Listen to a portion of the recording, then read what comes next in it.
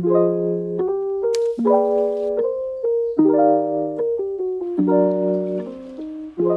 to another day of the accountability series. We're halfway. I think we are halfway. Yes, we are halfway. How did that happen? The past few days have been super fun. It's been exciting to try new things, to focus on my goals, but I do feel myself kind of losing motivation and just losing the will to keep going. And maybe some of you are feeling the same way, where it's so easy to feel motivated at first, and then later on it kind of gets a little bit tough. So I think it's a perfect time to start talking about how we shouldn't rely on motivation. But first, let's eat. Do do do do da da da da da. You always deserve to eat. Let's eat. I made a pesto the other day, so I'm thinking a little TikTok pesto eggs.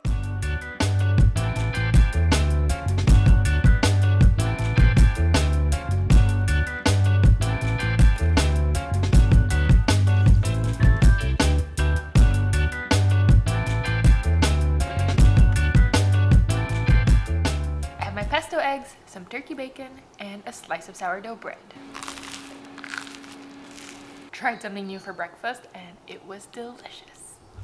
A lot of the times in our health journey, we find ourselves thinking, I want to do this and I want to do that, but I don't really have the motivation for it. Motivation is essentially your willingness to do something or to keep doing something. And it's not true that highly successful people do things because they are highly motivated. It's because they do things even without being motivated. And this is something that is very, very difficult because motivating can get you started, yes, but motivation is not what's going to keep you going. It's going to now be your habits, your foundation, the things that you can do now automatically in your routine. Because if we're always waiting for the moment to be ready, we might never be ready, especially if you're a perfectionist. Like me. Okay, then how do we build habits? So the first thing is to start. Start small. Start with something like drinking a glass of water as soon as you wake up, or just eating one piece of fruit, or maybe putting on your workout outfit without any plans of working out. Start with a small action, even if there's no major commitment. Let's be real. I'm not the best person to be saying this because I am the type of person who will have to wait for the best camera gear before I start vlogging or have the cutest tennis outfit before I start playing. And if that helps, that's great. But most of the time we don't need all of these things to simply start, because it's when you get started that everything starts to come together.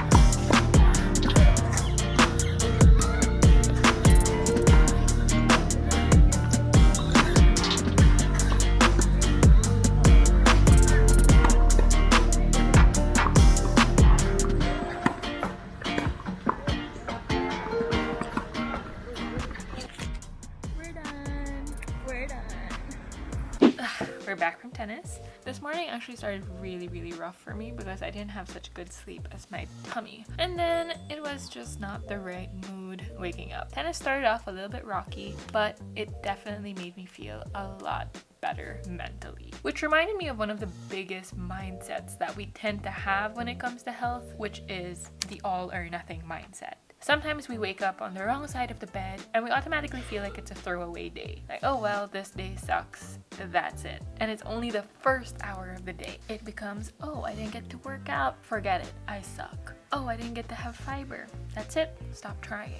It's about building your consistency and being okay with saying fork perfection. You may not always get to work out and you may not always get to eat fiber, but that doesn't mean that any of your progress is ruined or that you have to restart. So maybe it's the middle of the month and you've been doing well with your habits, but you've missed a couple of days because you've gotten a bit tired. Remember that none of the progress that you've made so far is ruined, and you can still keep going as if nothing had happened. Because really the only way to fail is if you give up. And I don't want you to give up on taking care of yourself. Did you make this, gel? Yeah. Is your focaccia? Yeah, but I bought all the toppings. Let's cut it. Another day, another focaccia in the house. Salt, 2 teaspoons of yeast, a little bit of a hot water, but it's all 2 cups of water. Focaccia. Alright.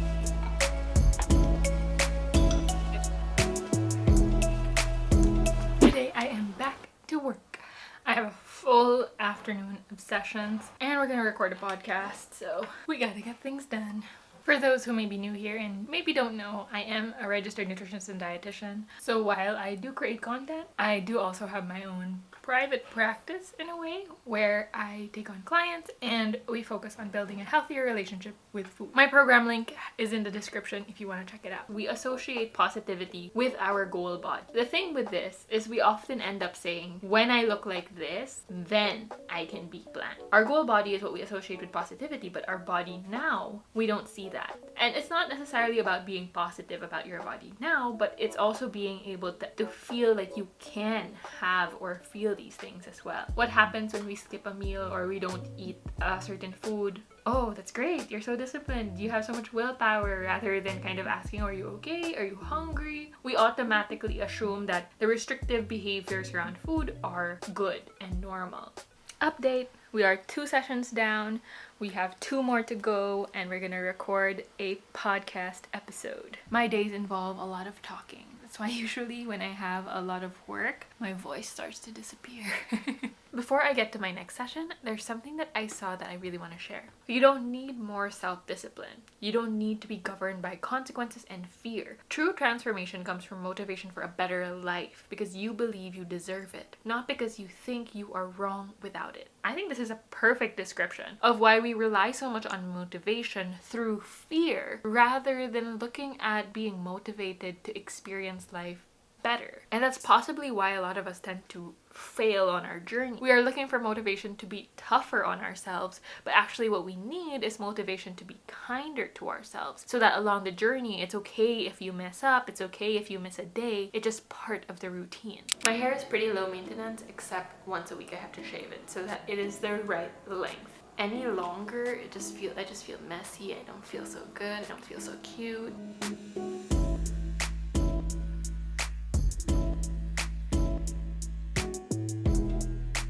Much better. I have gotten many comments about my hair, like, dami ko natutunang words for kalbo. Kalbo ba? Why are you a bald? Bae ka pero kalbo?